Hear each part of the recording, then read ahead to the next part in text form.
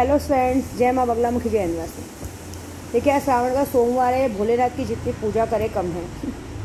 और दूसरी बात, मैं आज आपको, बहुत सारे जन कहते हैं ना कि मैंने बहुत सारा विवाह का तरीका बताया, मारण क्रिया के मारण क्रिया मतलब विवाह से जो आप काम करेंगे उससे यही होगा कि आदमी का दिमाग हो परेशान होगा, अपने में परेशान होगा, मर नहीं जाएगा।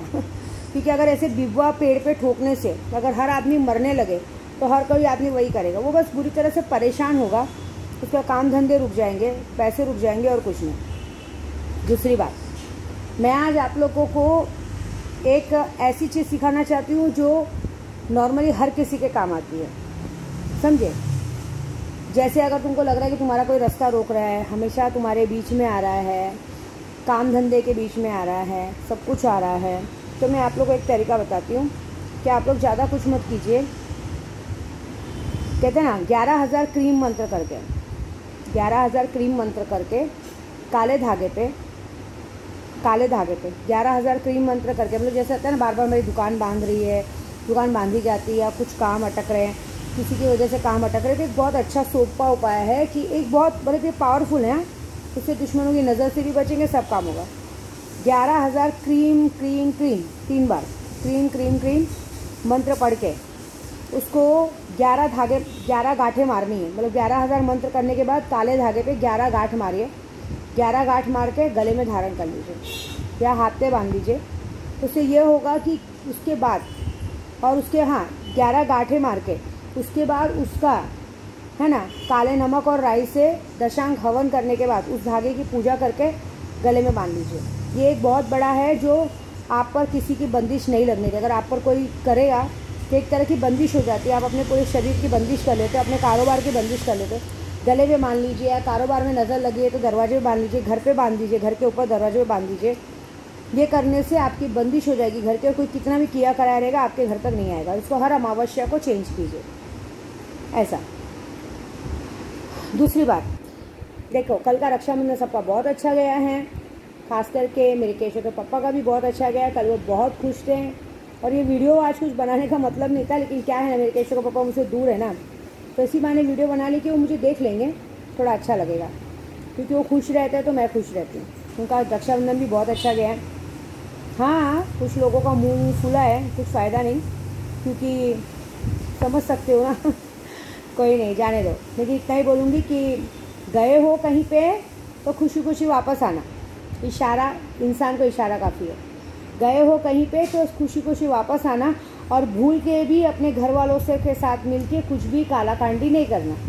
नॉनवेज में या किसी में भी कुछ मिला के मत खिलाना, क्योंकि मैं इशारा दे रही हूँ, क्योंकि यहाँ से जब भी हम लोग पूरी तरह से बंदिश करते हैं, अगर गलती से भी कोशिश की कुछ मिला के खिलाने की, हर बार का नाटक है, अगर कुछ गलती की तो वो गलती मैं सबको बोलूँगी कि कहते ना, बेटी का घर बसाने के चक्कर में बेटे को खो दोगी,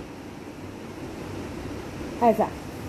मतलब वो बोलूँगी, अगर गलती से भी कुछ खिलाने की कोशिश की खाने में, तो वो सारा असर चला जाएगा घर के बच्चे पे। मतलब अगर तुमने सोचा कि मैं आज इसको खिला दूँ, ये सामने वाला हमारे वश में हो जाए, तो वश में तो नहीं होगा, लेकिन तुम्हारे घर में जो बेटा रहेगा उसके ऊपर वो चला जाएगा, जो घर में दूसरे लड़के रहेंगे उसके ऊपर वो सारा नेगेटिविटी चला जाएगा। और एक बात याद रखना, घर में नया मेहमान आया हुआ है, उसकी नज़र में बिल्कुल मत गिरना, क्योंकि अगर गलती से उस नए मेहमान को पता चल गया कि ये लोग ऐसी हरकतें करते हैं मिलके, तो देख लेना, दोबारा तुम्हारे घर तुम्हारे आने का रास्ता बंद हो जाएगा, और तुम्हारे घर पे गलती से कभी कोई नहीं आएगा, क्योंकि उसको ये लगेगा कि जब ये लोग ऐसे गंदी हरकतें कर सकते हैं तो भाई मेरे घर में मेरे अपनों के साथ भी कुछ किया तो क्या होगा। तो ना तुम्हारे हाथ का खाना खाएगा, और ना तुम्हारे घर तक कभी आएगा, ना तुमको अपने घर तक कभी कोई आने देगा। और दूसरी बात, देखो, मैं इशारा दे रही हूँ, मैं किसी का नाम नहीं ले रही, बस ये है, खुशी खुशी गए हो, खुशी खुशी आ जाओ, और कुछ नहीं। ये मिला के खिलाना विलाना बंद करो।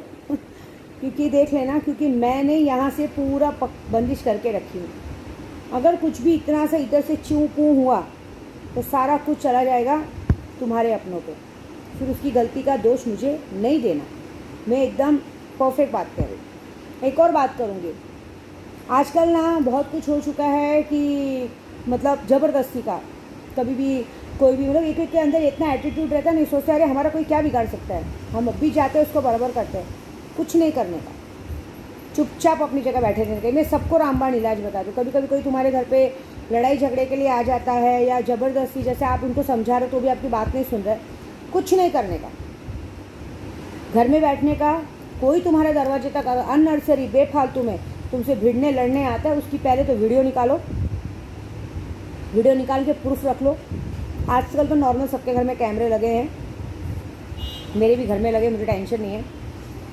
प्रूफ निकालो, बाकायदा कैमरा, पहले रिकॉर्डिंग कर लो, सामने वाले का प्रूफ रख लिया, फिर उनको पुलिस में तो, और उसके बाद जाके उनके नाम पे पहले एफआईआर दर्ज करवा दो कि ये लोग अननर्सरी हमारे यहाँ ज़बरदस्ती आए दिन परेशान करने आते हैं। हाँ, उस एफआईआर दर्ज कराने के बाद कोई भी गुंडे पकड़ के 5-10 हज़ार दे दो, क्योंकि पैसा बोलता है। इन लोगों को ऐसे ही सबक सिखाया जाता है, बाकी को सबक नहीं सिखा सकता इनको। 5-10 हज़ार, क्योंकि ये लोग कैसा करते हैं, तुम्हारे घर के सामने आके तमाशा करने में इनको अपनी लगती है कि हेकड़ी, अरे हम जैसा कोई नहीं। तो हम बड़े लोगों की क्या पहचान है मालूम है? बड़े लोग जो होते हैं ना, बड़े बड़े करोड़पति, ये लोग की बड़े लोग की क्या पहचान है मालूम है? ये कभी कभी किसी के घर पे मुंह उठा के नहीं जाते। तो क्या करने का मालूम है? पैसा फेंक, तमाशा दे देने का, बोटी बेवड़े सेवड़े को 10-15 हज़ार रुपया किलो, और बाकायदा प्रूफ देने का। क्यों? क्योंकि आज भी तारीख में गुंडे भी ना आपके लिए ऐसे जल्दी किसी को मारी मारा करने नहीं जाएंगे, उनको प्रूफ चाहिए। तो इसलिए मैंने बोला पहले वीडियो निकालने का, पहले उनके नाम पे पुलिस स्टेशन में एफआईआर दर्ज करवाने का, उसके बाद गुंडों को पैसा देने का कि जाके मारो, और गुंडों को दे देने का, और जाके इतना तोड़ेंगे। क्योंकि तुमने किसी के घर पे सामने से बेइज्जती की ना, ये भूल जाते हो कि हमारा परिवार तो बाहर घूम रहे हैं, कहीं भी घूम रहा है ना, तोड़वाओ। क्योंकि साले एक बात बताओ, तुम्हारे जेब में 10 रुपया नहीं, ऐसे एक डायलॉग मारने का, तुम्हारे जेब में 10 रुपया नहीं तो तुम इतना आकड़ रहे हो, हमारे लोग लाखों रुपया लेके घूम रहे, क्या करोगे? मैं तो ऐसे ही करती हूँ मैं तो ऐसे ही करती हूँ। मेरे घर में मालूम है, पिछली बार बोली थी वो केशव के पापा के लिए किसी ने झूठ इन्फॉर्मेशन दिया, पुलिस घुस गई, मैंने पुलिस की पूरी वीडियो रिकॉर्डिंग निकाली और पुलिस पे ही केस कर दिया। वहाँ तक कि महिला मंडल तक केस चला गया था। बाकायदा मेरा वकील आया, वकील को मैंने प्रूफ दिया वीडियो का, वीडियो भेजा पुलिस का, क्योंकि वकील ने बोला वीडियो भेजा। रात को 2 बजे का वीडियो दिया मेरे घर के बाहर, मेरी लड़की ने तुरंत मोबाइल से कैमरे से वीडियो निकाला और वीडियो दिया, और वीडियो देने के बाद हम लोगों ने केस कर दिया।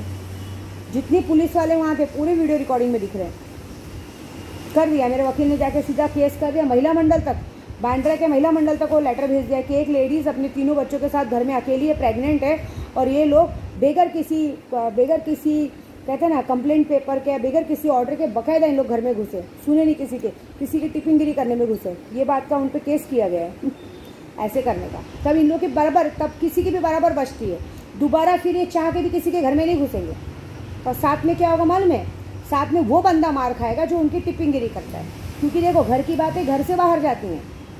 पहले क्या करते हैं, जो लोग सबके घर के पास तमाशा करते हैं, वो घर के अंदर के लोगों से पता करते हैं कि इस वक्त घर में कौन है कौन नहीं है। इसके अंदर घर का आदमी शामिल रहता है, कोई भी हो सकता है।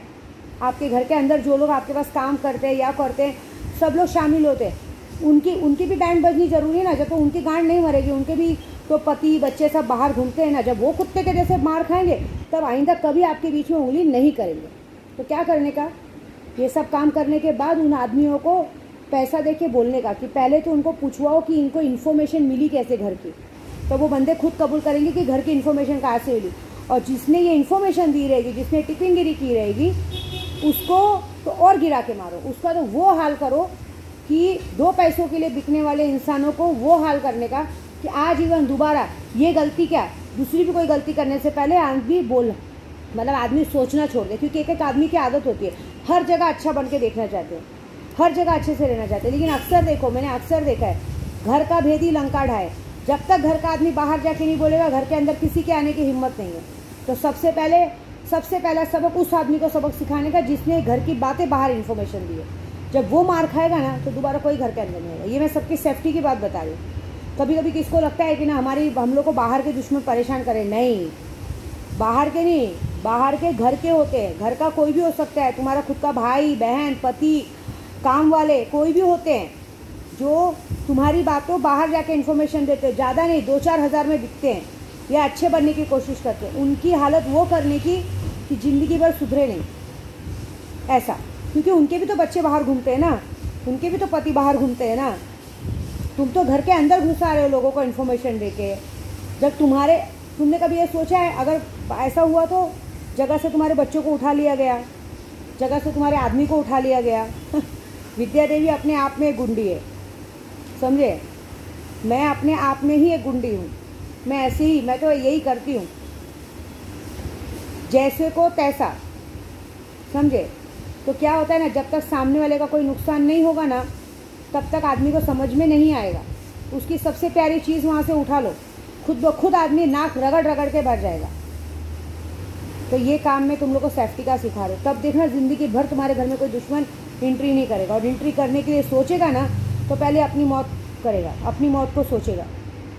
ऐसा मैं तो बताऊँ ना, मुझे तो रात को आईनी अमलेट में सब कुछ दिख जाता है, कौन क्या कर रहा है, कौन कहाँ से क्या बोल रहा है, कैसी हरकत कर रहा है, सब कुछ पता चल जाता है। लेकिन हम लोग कुछ नहीं बोलते, मैं चुप रहती हूँ, क्योंकि मुझे जो करना है मैं जो करती हूँ, मैं रात को सुबह 4 बजे तक पूजा पे बैठ के आराम से कर देती हूँ। और मैंने एक ही बात सीखी है, ना किसी से लड़ने का, ना किसी को उल्टा बोलने का, ना किसी से भिड़ने का। ज़्यादा किसी ने आवाज़ की ना, 2-5 हज़ार बाहर मुंह पे फेंकने का और उठा के बैंड बजवा देने का, बात ख़त्म। बाकी का काम मेरा वकील देखेगा।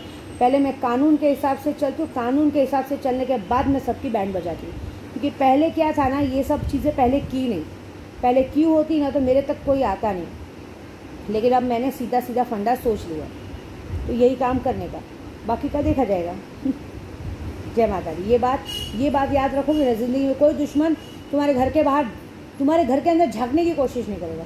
और एक बात और याद रखना, ये विद्या देवी बहुत बड़ी बात बोल रही है, सबसे बड़ी बात, जब तक तुम्हारे घर का आदमी तुम्हारे बाहर वाले दुश्मन को तुम्हारी खबर नहीं देता है, तब तक दुश्मन, बाहर का दुश्मन तुम्हारे घर में एंट्री करने की कोशिश नहीं करेगा। तो सबसे पहले नज़र घर में घुमाने का, और अगर घर का आदमी दिखे, चाहे कोई भी हो, पहले उसको तोड़ने का, बाद में बाहर वालों को तोड़ने का, फिर मज़ा देखने का। ऐसा कहते हैं ना, जब अपनी परछाई को चोट लगती है ना, तो आदमी को बराबर पता चलता है। हमारे बच्चों तक तो लोग आने को सोचते हैं, जब उनके परछाई पे पैर रखो, उनका गला दबोचो, तब उन लोगों को दुखेगा, क्योंकि उनको मारने से नहीं दुखेगा। जब उनकी दुखती रथ पे आप हाथ रखोगे ना, उनका गला दबाओगे ना, तब वो लोग दोबारा ऐसी फालतूगिरी करने से पहले 50 बार सोचेंगे, अरे मैंने क्या कर दिया, ये बहुत बड़ी गलती कर दी। ऐसा करने का तब पता चलेगा इज्जत क्या होती है और मान सम्मान क्या होता है। ये याद रखोगे ना, ज़िंदगी में हमेशा आगे बढ़ोगे। जय माता दी।